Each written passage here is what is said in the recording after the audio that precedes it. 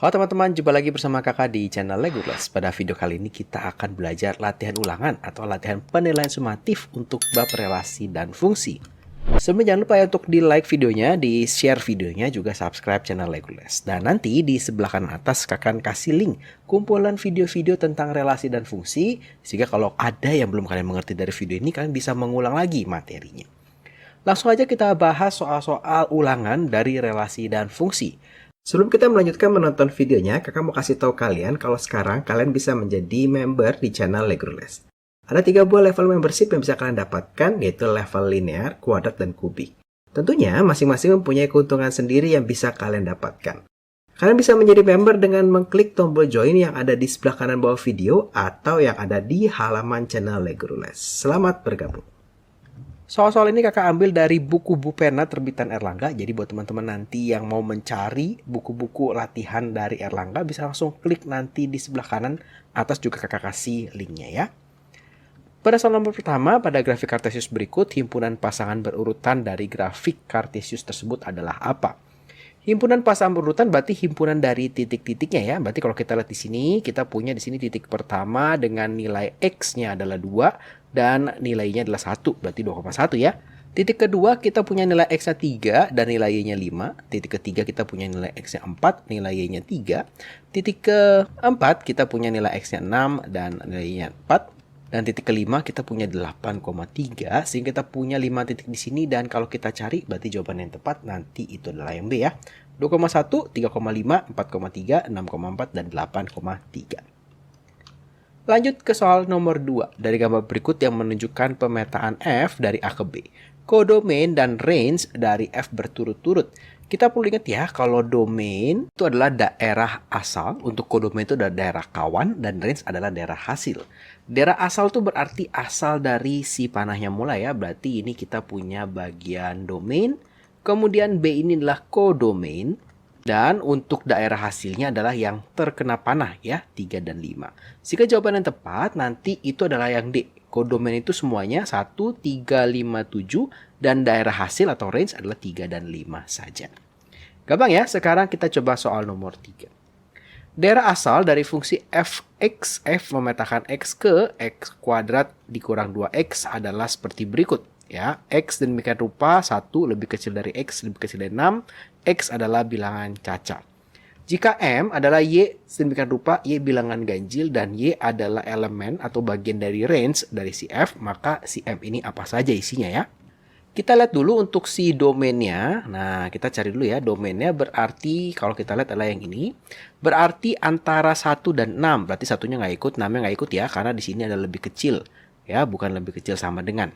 Berarti kita punya domainnya adalah 2. Kemudian kita bilangan cacat berarti 3, 4, dan 5. 6-nya tidak ikut. Maka kita juga perlu mencari yang namanya range atau daerah hasilnya. Nah, kita punya fungsi. Fungsi ini memetakan X ke X pangkat 2 dikurang 2X. Berarti nanti untuk si domain ini akan menggantikan nilai dari X-nya ya. Maka kita akan cari kalau F memetakan 2 itu kemana ya. Berarti kalau X-nya diganti 2, maka kita punya 2 kuadrat dikurang 2 dikali 2. Maka nanti kakak punya 4 dikurang 4, kita punya 0. Sekarang kalau F memetakan 3 ya, si angka 3 ini, maka kita punya di sini 3 kuadrat dikurang 2 dikalikan 3. Atau kakak punya 9 dikurangkan 6, kita punya hasilnya 3.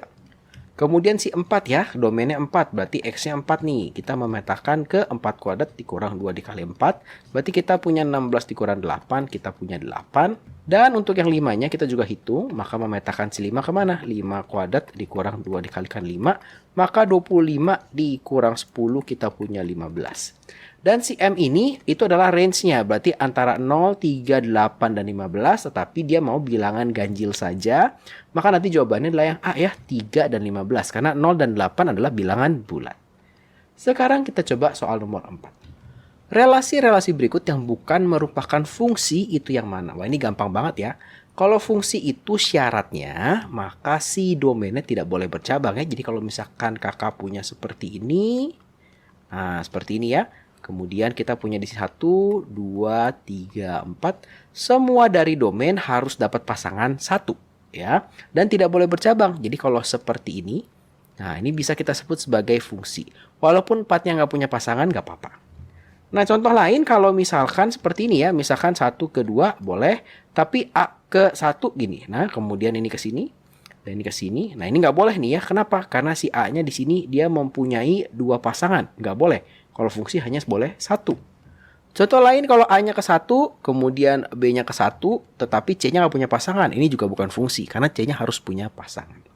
Maka kalau kita lihat di sebelah sini, kalau kita mau mencari fungsi atau bukan, fokus kita di X-nya. Di X-nya tidak boleh berulang ya. Ini 1, 2, 3, 4. Berarti nggak ada yang berulang, oke.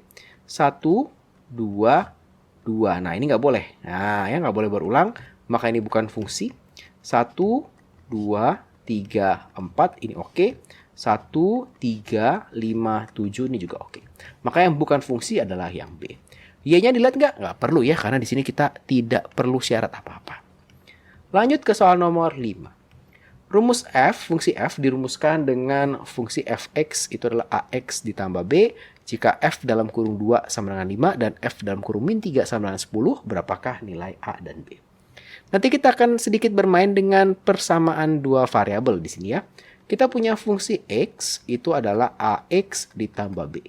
Nah, kalau kita punya F2, artinya X-nya diganti 2. Maka A dikali 2 ditambah B, katanya hasilnya adalah 5. Maka nanti kita akan punya persamaan 2A ditambah B sama dengan 5.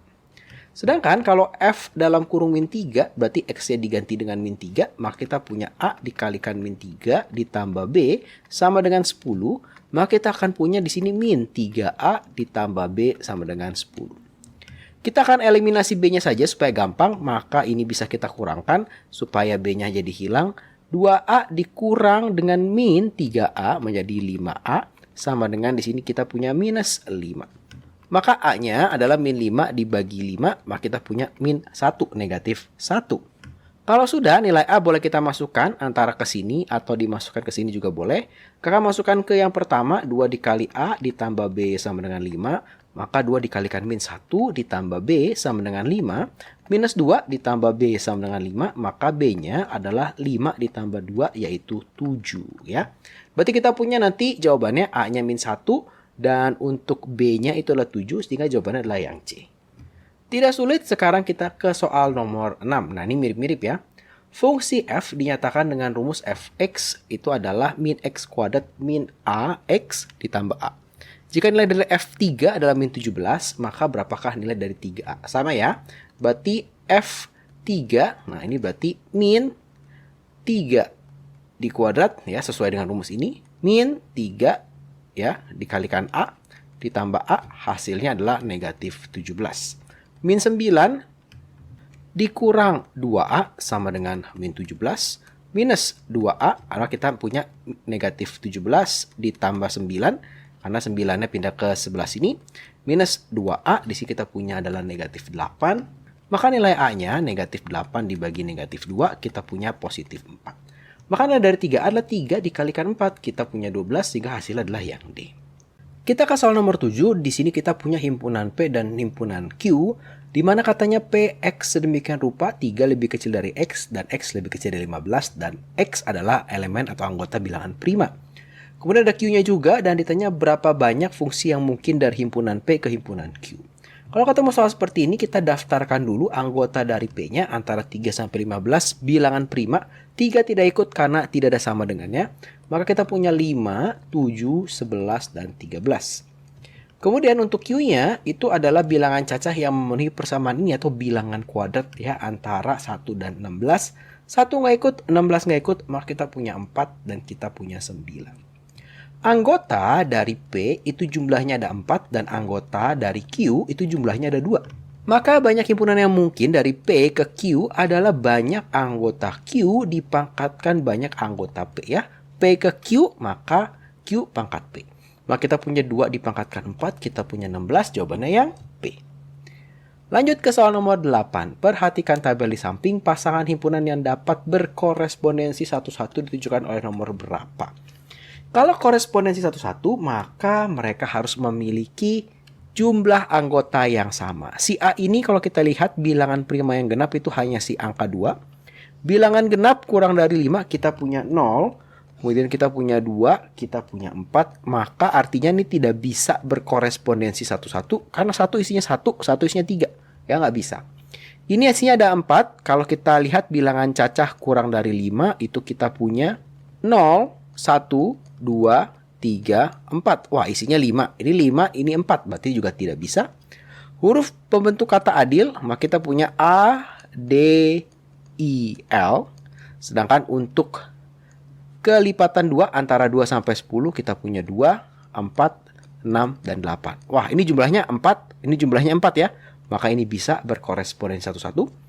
Ini jumlahnya ada 6, faktor dari 12 itu carinya pakai tulang ikan, bisa 1 kali 12, bisa 2 kali 6, bisa 3 kali 4. Berarti ini kita punya itulah 1, 2, 3, 4, 6, dan 12 ya. Isi juga 6, sama-sama 6, maka dia juga bisa berkorespondensi satu-satu. Maka jawaban yang tepat itu adalah yang D. Tidak sulit ya, jadi cukup dilihat jumlah anggotanya. Sekarang kita coba ke soal nomor 9. Diketahui himpunan A terdiri dari 5 huruf, yaitu J, K, L, M, N. Himpunan B terdiri atas 5 angka, 1, 2, 3, 4. Dari kedua himpunan tersebut akan disusun korespondensi satu-satu.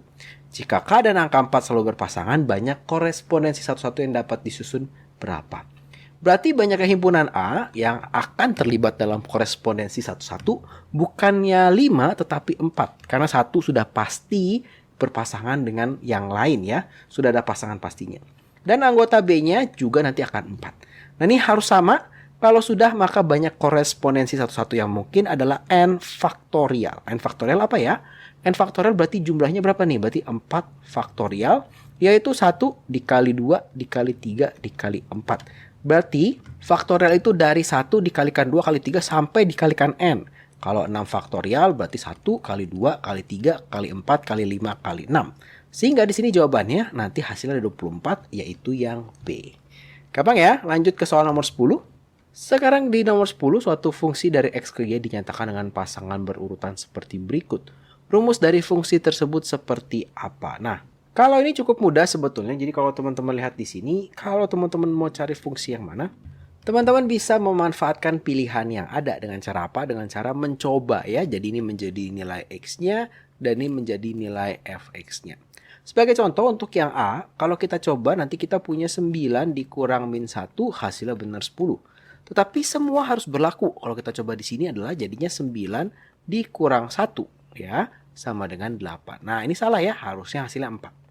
Dapat dari mana sih rumusnya? Kita pakai ini ya, X-nya itu min 1 dan 1. Berarti yang A tidak mungkin.